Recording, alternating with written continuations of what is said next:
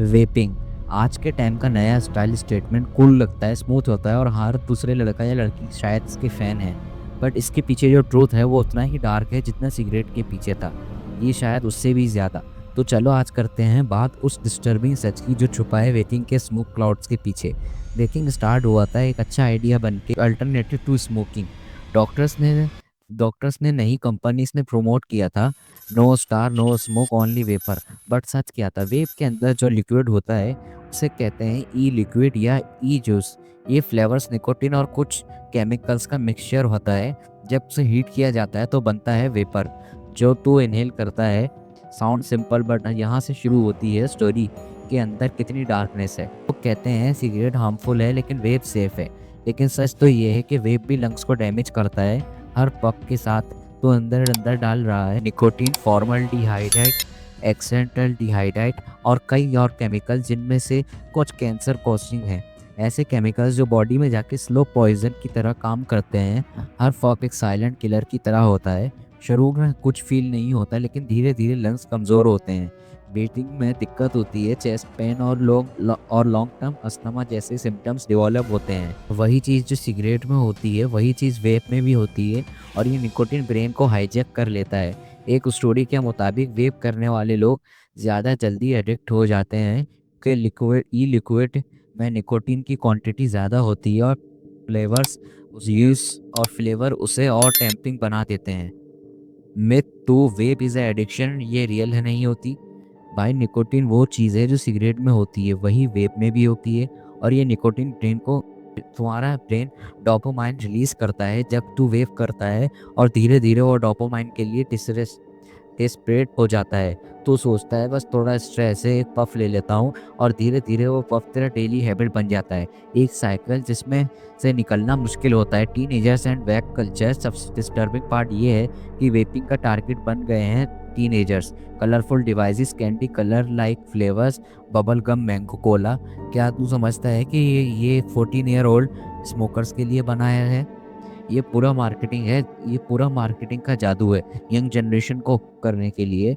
जो लोग कभी सिगरेट को हाथ भी नहीं लगाते थे, आज वो वेब को स्टाइल समझ के यूज़ कर रहे हैं। टिकटॉक और इंस्टाग्राम पे वेब ट्रिक्स दिखाना एक ट्रेंड बन गया है, और लोग सोच रहे हैं ये कूल है, लेकिन वो नहीं दिख रहे क्या ये सब एक ट्रैप है।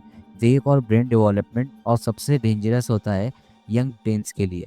जो ब्रेन अभी फुली डेवलप भी नहीं हुए हैं, उसमें निकोटीन जाके डैमेज करती है ब्रेन सर्किट्स को, डिसीजन मेकिंग, इम्पल्सी कंट्रोल, मेमोरी सब इफेक्ट आता है। ये इफेक्ट परमानेंट हो सकता है, समझा। एक डिवाइस जो तू स्टाइल के लिए यूज़ करता है वो तेरे दिमाग को अंदर से बर्बाद कर सकती है। Vaping deaths and lung injuries 2019 में यूएस में एक नया टर्म इंट्रोड्यूस हुआ, इवाली ई सिगरेट और vaping product associated lung injury. एक ही साल में 60 से ज़्यादा लोग मर गए और हज़ारों हॉस्पिटल में भर्ती हुए। रीज़न कॉमन था, वेपिंग। लंग्स में फ्लूइड फिल हो गया, ब्रीथिंग बंद होने लगी, और कुछ केसेस में तो लंग ट्रांसप्लांट तक की ज़रूरत पड़ी। अब समझे, एक ऐसी चीज़ जो स्ट्रेस दाग करने के लिए यूज़ करते हैं वह तुझे हॉस्पिटल के बेड तक ले जा सकती है। यहाँ मिलते हैं चीप चाइनीज़ अनरेगुलेटेड वेज, ना कोई वार्निंग ना कोई इंग्रेडिएंट्स लिस्ट, बस एक फैंसी शेल और अंदर से लो पॉइजन। बच्चे स्कूल के बैग में छुपा के ले जा रहे हैं और पेरेंट्स को कुछ भी नहीं पता।